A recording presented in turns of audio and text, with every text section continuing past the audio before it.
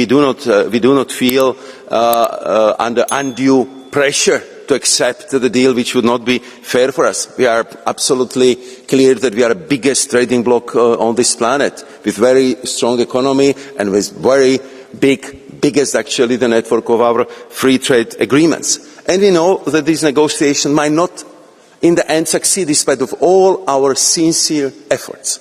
So therefore, we of course are preparing for the possible and might be needed rebalancing. We have to highlight that these tariffs are simply unjust, unfair and in total breach of international commercial law.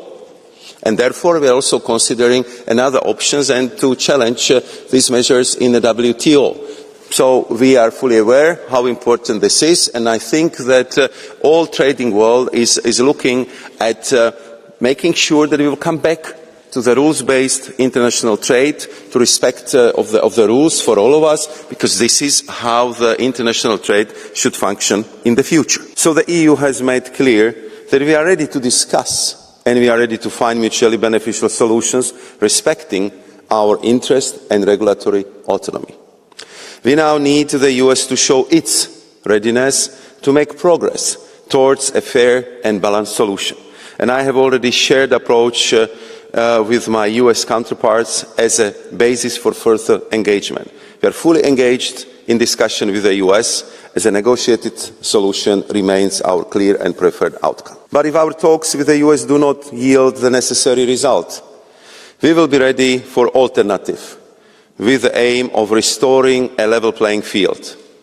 Therefore, we are also using the 90-day pause to continue our preparation for further rebalancing measures to counter the multitude of additional US tariffs on EU exports and ensure a level playing field in the longer term.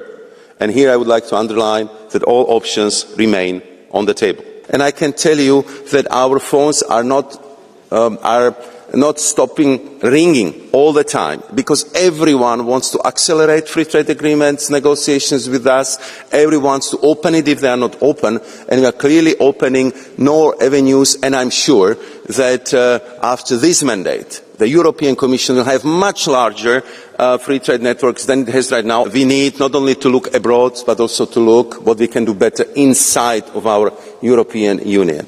And I think that this particular situation with the tariff, highlighting that also on our internal market we still have too many barriers which are limiting the potential of our single market, which are making it difficult for our businesses, especially for our SMEs, to strive even more on the single market.